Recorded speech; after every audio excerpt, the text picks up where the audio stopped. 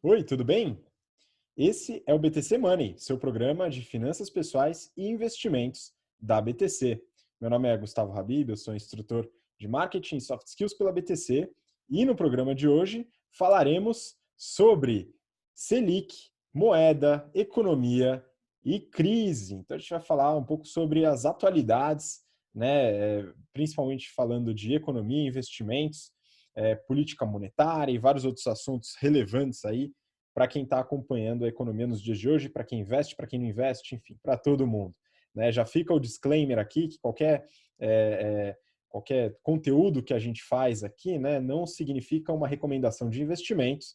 Então, quando você for investir, né, faça a sua própria análise, receba uma ajuda individualizada de alguém que entenda seu perfil de investimentos. Isso é muito importante, a gente fortalece isso muito. Tá? Aproveite e segue nosso Instagram, @instabtcompany, e se você estiver acompanhando a gente pelo podcast, através do BTCcast, acompanhe a gente também no YouTube, né? O canal é BTC, você encontra a gente lá no nosso site, btcompany.com.br. A gente está fazendo diversas lives pelo YouTube e acho que você vai gostar de acompanhar também.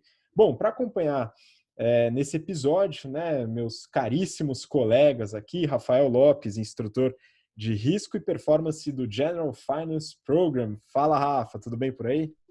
E aí, pessoal, tudo bem? Nossa, que enrascada, hein? E agora? Selic é 3%, o que a gente faz? Vamos ver, vamos falar um pouco sobre isso aí.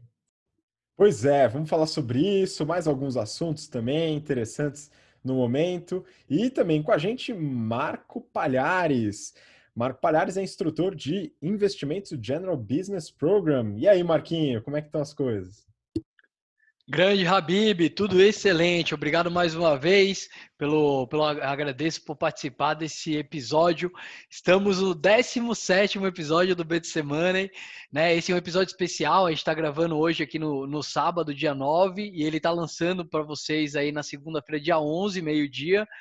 E a ideia é falar um pouquinho de atualidades, né? Isso, Habib, falar um pouquinho da Selic, que essa semana passada, Selic Meta caiu para 3%, semana passada, essa semana caiu para 3%, e mais alguns outros pontos, né, Habib? Pois é. Vamos começar então já batendo nesse assunto, né? Semana passada a reunião do Copom surpreendeu todo mundo, talvez não todo mundo, né? Mas surpreendeu bastante gente, né? Caindo a Selic meta de 3,75 para 3%, né? Enquanto as pessoas esperavam uma queda aí de 25 ou 50 pontos base, né? Para quem não manja do vocabulário, como eu também, né? Aprendi que pontos base é só uma maneira gourmet de trazer duas casas decimais para trás no percentual. De qualquer forma, né, caiu de 3,75% para 3%, e aí, claro, isso gera algumas consequências. Algumas pessoas ficam felizes, outras não tanto. E aí eu queria entender, pessoal, Rafa, a queda da Selic a 3%, qual que é a primeira consequência aí, ou consequências que a gente pode esperar dessa queda? Né? A gente já viu algumas, mas o que deve acontecer? A primeira coisa que a gente viu foi no dia seguinte o dólar disparando, né? Então, o dólar que estava mais ou menos sendo negociado em torno de 4,30, 4,40, quando teve esse corte, ele estourou para 5,70, 5,80, e tem muitas casas projetando o dólar para R$ 6 no fim do ano. Tá? Então, esse foi o primeiro impacto. E aí, obviamente, isso beneficia empresas que são exportadoras e atrapalha aquelas empresas que têm muita despesa em dólar. A empresa que tem muita despesa em dólar, ela vai sofrer se ela não tiver uma boa estratégia de hedge cambial. No caso da Ambev, por exemplo, que tem muita despesa em dólar, mas ela, no caso, tem uma boa estratégia de hedge cambial, mas a gente sabe que tem muitas empresas que não têm. Essa foi a primeira consequência. Segunda consequência importante é como isso vai impactar nas taxas de juros de mais longo prazo, né? Porque o medo, o receio do mercado é que o Copom comece a cortar muito juros e isso gera inflação. Se a inflação começar a se descontrolar, isso vai impactar nas taxas de juros projetadas e, obviamente, vai ter um impacto sobre a economia. Então, pode ser um efeito meio que pela culatra, né? Porque quando as taxas de longo prazo sobem muito, você tem impacto tanto no mercado acionário, que as ações tendem a cair, quanto no próprio custo, por exemplo, para o financiamento imobiliário, tudo isso é impactado, tá? Mas o que o BC enxerga é que no balanço, né, de risco que ele traçou para a inflação, tem bastante variação, ou seja, a inflação pode dar um repique para cima, Mas no cenário base do Copom, ele está projetando uma inflação para 2020 pelo IPCA de mais ou menos 2,4%, está bem abaixo da meta. Então, assim, o BC ele apontou alguns riscos dessa inflação poder descontrolar, mas no cenário base dele ele está projetando uma inflação que está muito abaixo da meta. Ou seja, tem espaço para estímulo. O mercado estava prevendo um corte de 50 bips, né? O gourmet, linguagem gourmet, 0,50%. A grande maioria das casas, mas existia espaço para esse choque porque a economia está desacelerando muito. Então, como a economia está desacelerando, o BC foi lá, deu um choque, um ou outro, estava apostando até num corte de 1%, mas em 0,75 eu acho que foi bom. E no comunicado, o Copom já abriu janela ou possibilidade para fazer outro de 0,75. Então, daqui a 45 dias, a gente pode estar vendo essa Selic a 2,25. E aí meu Deus do céu, né? O que fazer? Quem está com investimento no pós-fixado na renda fixa, o que fazer com esse dinheiro? Vamos explorar um pouquinho disso também. Beleza, então assim, pelo que eu entendi do que você falou, né, existe, dado essa projeção de inflação para o fim do ano aí de 2 baixo, né, 2,4, 2 alguma coisa, né, existe uma possibilidade de estímulo. Né? E Marco, eu queria saber de você, né, eu acho que talvez você tenha uma visão um pouco diferente, mas eu queria até adicionar uma pergunta para você. Né? A gente está agora com uma Selic meta de 3%, que indica aí que as negociações interbancárias, né, CDI, deve rolar aí mais ou menos nessa faixa. Pensando que Estados Unidos, Japão, Europa estão todos trabalhando com taxa zero, né, parece até financiamento de veículos aqui no Brasil, né, só que não, estão todos com taxa zero, isso não seria ainda estimulante para o investidor internacional? O que está acontecendo? Né? Por que o dólar sobe tanto nesse momento, mesmo essa comparação com países que estão com taxa de juros zero e a real negativa? Né? Conta aí, sua visão. Legal, Habib, excelente pergunta, como sempre, né? Bom, o que a gente tem no mundo, né, gente? O que está acontecendo? Por que a Selic está baixando a 3%, patamares nunca vistos nessa história, né? Eu me lembro, por 2015, taxa de juros básica 15%. Né? Então, se você tinha R$1 milhão guardado na taxa básica de juros, né, 14%, chegou na época, 13,75, você ganhava 130 mil reais por ano, né, com R$1 milhão guardado. Hoje, esse mesmo R$1 milhão vai te dar 30 mil reais por ano. Né?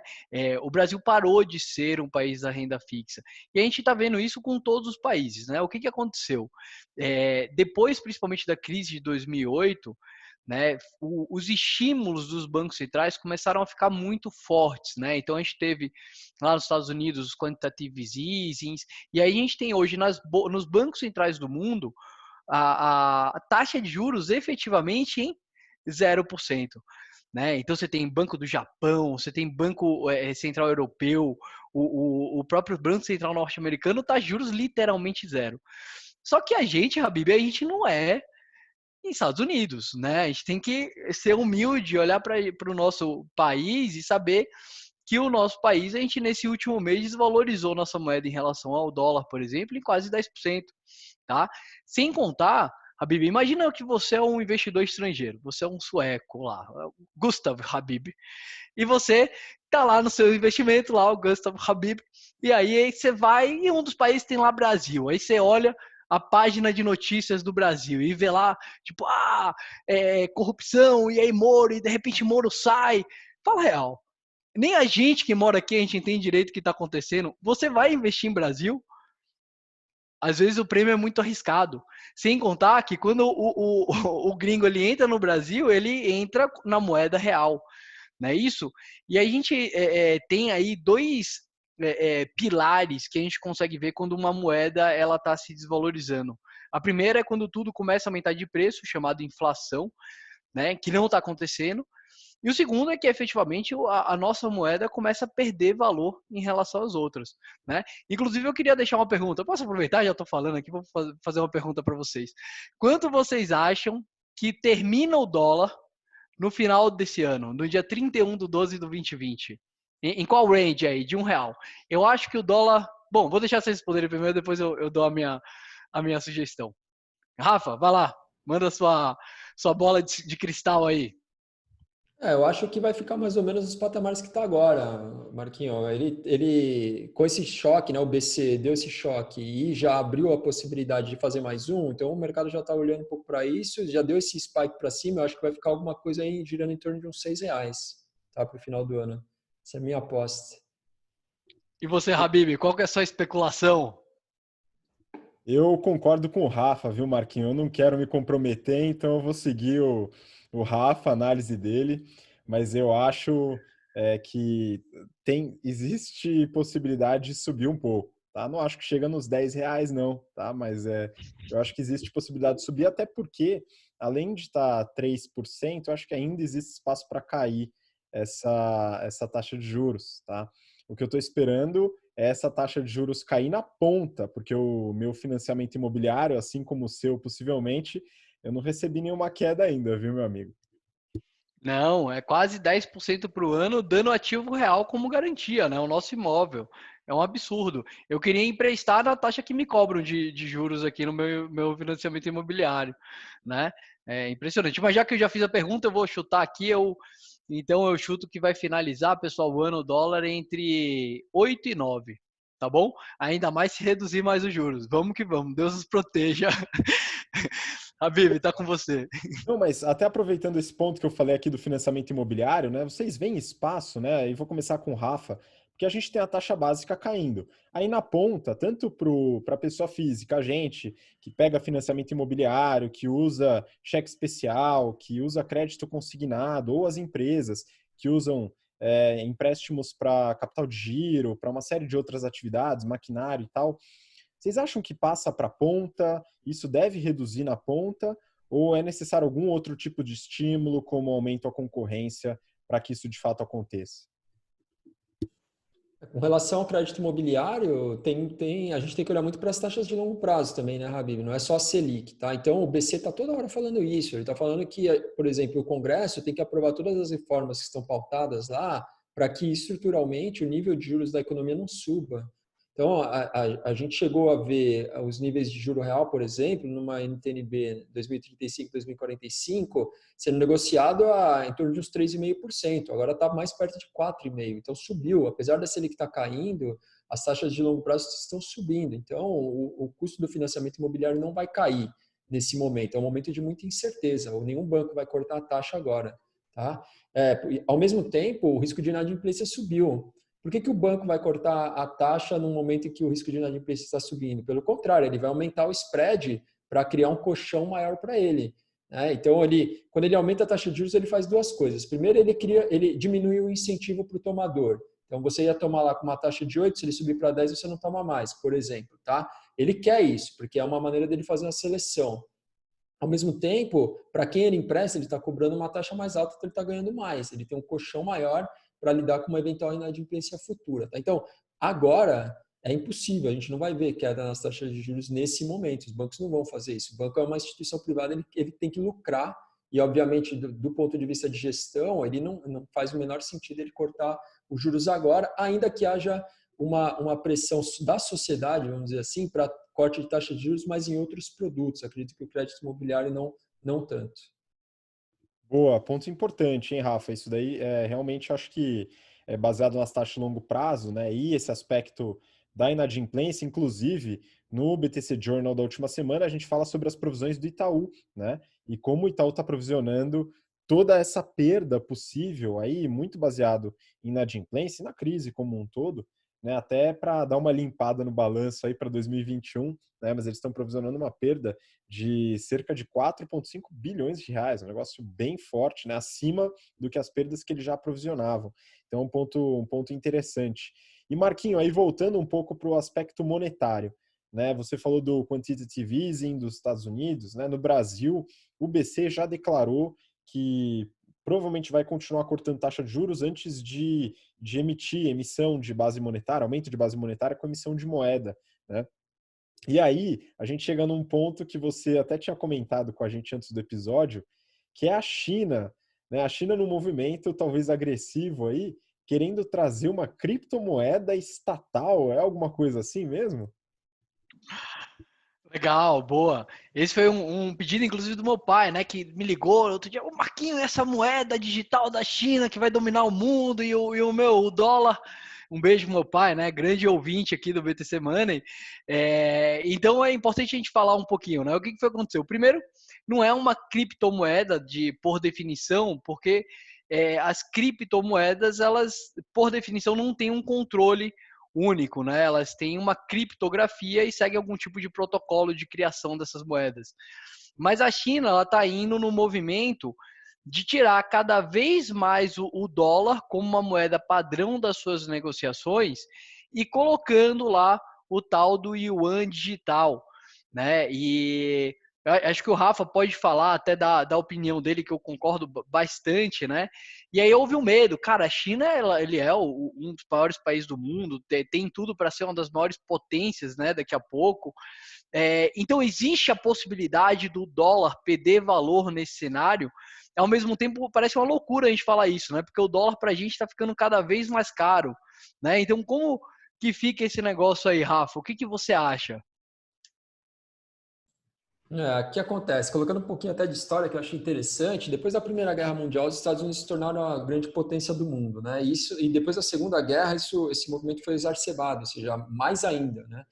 Uh, com diversos planos de auxílio que aconteceram principalmente Segunda Guerra Mundial, os Estados Unidos eles inundaram o mundo de dólar, né? Então todos os contratos lá com o Japão, Europa, etc, tudo em dólar.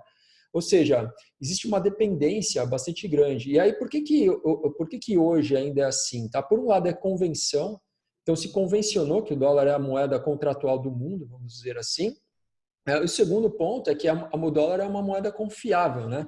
Se você fizer um contrato, sei lá, numa moeda chinesa ou em real brasileiro, cara, se amanhã essa moeda se desvalorizar absurdamente, obviamente vai ter um lado do contrato que vai sair muito prejudicado. Ninguém quer fazer contrato em outra moeda que não seja o dólar. Tá? Então, um grande percentual, aí, algo em torno de 80%, até um pouco mais do que isso, 80% dos contratos no mundo são contratos denominados em dólar. Isso faz com que os Estados Unidos tenham uma predominância, ou seja, isso ajuda os Estados Unidos a se manterem como uma grande potência econômica. E a China quer mudar isso, obviamente, de alguma maneira. Só que não é fácil, né? Esse processo, na minha opinião, é um processo de décadas, talvez até, não sei, talvez até a gente pode falar algo em torno de séculos aí, não sei, pelo menos uns 100 anos de horizonte para isso acontecer, mas o chinês é paciente, né? Ele vai fazendo devagarzinho, não tem problema, vai lá, tal. Eles foram um império durante tantos anos, né? Então, só na história recente eles deram uma desaparecida, mas acho que devagarzinho eles vão cavando o espaço deles, e então talvez seja uma tentativa. A moeda chinesa hoje, se eu não me engano, é algo em torno de 4% dos contratos no mundo, que não é tanto, mas já é muito mais representativo do que era alguns anos atrás. Pô, eu queria aproveitar que vocês começaram a falar de China, né? Porque durante essa crise a gente percebeu aí é, um certo problema, né? Uma debilitação aí em boa parte das indústrias no mundo todo, né? A gente acompanha aqui no Brasil a incapacidade da nossa indústria de produzir respiradores, por exemplo, e a dependência da importação de produtos da China. Teve um caso curioso dos Estados Unidos, né?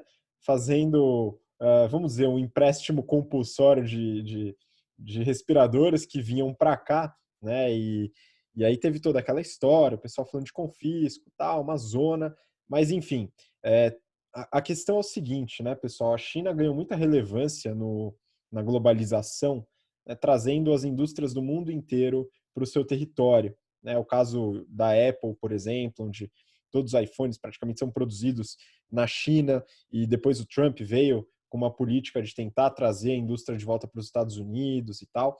E aí veio aquela discussão, será que a China vai tomar o protagonismo no mundo após o coronavírus? E eu tenho certas dúvidas em relação a esse ponto, né? Principalmente falando de investimentos de empresas, né? Indústria principalmente, né? Todo tipo de indústria. Eu acredito que com a crise, pelo menos eu tenho acompanhado isso em boa parte das empresas que eu venho analisando para o Journal, né? Que as indústrias estão começando a dar um pouquinho mais de foco para investimentos em locais diversos, tanto no seu país de origem como outros países que facilitam a implementação da indústria. Então, se liga um pouco com essa ideia da moeda forte chinesa, né, que depende também desse fluxo de capital, de investimento que vem da China através da sua indústria. mas talvez esse tiro também saia pela culatra e os países comecem a investir na sua própria indústria. Não sei como é que você vê isso, Marco, no intuito desse fluxo de capital especificamente. Porque se o capital das empresas deixar de ir para a China e começar a trabalhar em outros países, será que o Brasil não pode ser um destinatário desse capital para abrir novas indústrias e outros países? O que você acha? Eu acho que com certeza é uma oportunidade, Habib. E agora a gente não pode esquecer que a China sempre dominou, né, o mundo. Na história da humanidade, aí, nos últimos, sei lá, 200 mil anos, cara, foi lá que vieram várias das grandes invenções, né? Nos últimos 200 anos, eles, obviamente, entraram num regime meio que totalitário tal, e perderam toda a evolução que o Ocidente teve, né, com o capitalismo, e eles ficaram fechados. E aí, com essa abertura cada vez mais da China, pelo menos economicamente falando, ao livre mercado, a toda essa evolução que o mundo ocidental teve, que o oriental ficou parado, tem trazido realmente grandes mudanças e realmente posicionando. Hoje a China, a gente pode falar que é a segunda maior potência só atrás dos Estados Unidos. Agora é importante lembrar que o pessoal lá tá na casa de 1 bilhão de habitantes, né? Tipo, é muita gente que tem lá. Então, eu acho que no futuro China tem tudo para voltar a ser uma grande potência que já foi. Obviamente, nesse meio, pelo menos pós-corona, pode ter algum incentivo em abrir mais, em ser mais local nas produções, né? Então, você ter lugares mais diversos para produzir. Só que, Habib, o investidor lá, quando vai fazer o investimento, no final, o que ele olha no bottom line é o custo, tá? Putz, vamos ser sinceros, aqui em Brasil é muito difícil a gente chegar em um custo China, né? A gente tem uma logística completamente atordoada, a gente tem vários problemas estruturais que a gente tem que enfrentar, que lá na China já tá de lavada, né? Pois é, Marco, mas essa visão exclusiva do bottom line que você comentou é uma visão que tem uma falha bem expressiva na análise estratégica, até quando a gente fala de negociação, né? O tema que a gente comentou nas aulas iniciais lá, que é o BATNA, né? O fortalecimento de alternativas. Isso vem com o custo, né? Que é o custo, por exemplo, da sua empresa colocar uma fábrica no local que é mais caro para ter opção caso dê problema naquele local que é mais barato, né? Esse é um custo, é o custo do desenvolvimento de alternativas, mas que eu imagino que algumas empresas já têm algumas empresas colocando esse custo na bandeja, tá? Um outro ponto, aí eu vou passar até para o Rafa e depois a gente vai encaminhando para o final para falar de investimentos, né? Eu acompanhei algumas pesquisas, né? E tem uma pesquisa da McKinsey, saiu até no Brasil Journal, alguns detalhes dessas pesquisas, eles fazem semanalmente pesquisas com tendência de mercado, tendência de consumo, tá? E tem 2 pontos que afetam muito os investimentos, né? O primeiro, que é, de fato, queda na economia mundial, né? Queda de consumo. As pessoas serão mais sensíveis a preço e isso vai fazer com que elas também consumam menos, né? E as empresas faturem menos, assim por diante. Então, o crescimento vai reduzir, vai ser recessão, depressão, né? O negócio vai ter um déficit mesmo. E um outro ponto é o que o Marco comentou da localização. Então, as pesquisas que eles estão fazendo indicam que o consumidor está buscando mais produtos locais, né? Esse é um outro ponto curioso. Mas essa queda deve acontecer. E aí, Rafa, passando a bola para você, né? O que será dos investimentos? Como é que eu, como investidor, vou proteger os meus investimentos? Em que você acha que é uma linha de raciocínio, alguma estratégia que a pessoa pode começar a seguir? Pergunta difícil, né, Habib? Quando a gente olha para as classes de ativos, existem poucas alternativas. O que aconteceu recentemente? Na parte da renda variável, muitos gestores estavam falando sobre a recuperação nos países emergentes e a recuperação nas grandes potências, né, econômicas. E o que eles estavam fazendo é direcionando muito recurso para investimento em bolsa americana. E é o que a gente viu efetivamente acontecer, né? O S&P recuperou muito rápido e já está negociando a preços que já não estão tão baixos assim. Ou seja, parece que uma aposta efetivamente na economia americana é uma aposta positiva. Tá? Então, o investidor brasileiro tem a possibilidade de investir em bolsa americana ou via um índice, um S&P, aqui mesmo pela B3 ou jogando ou mandando dinheiro lá para fora via uma corretora. Tá? Dá para fazer isso, é o primeiro ponto. Tá?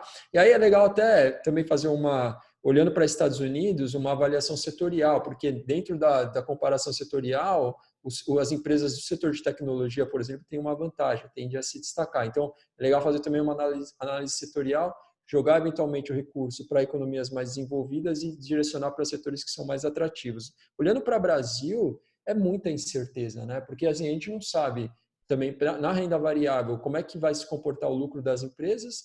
Então, sai lá o resultado do Itaú que você comentou, uma superprovisão, a ação despenca. Aí, 2 dias depois, um banco reporta um resultado um pouco melhor, o pessoal já fica meio animado, a coisa volta, a bolsa sobe. Então, é muita certeza.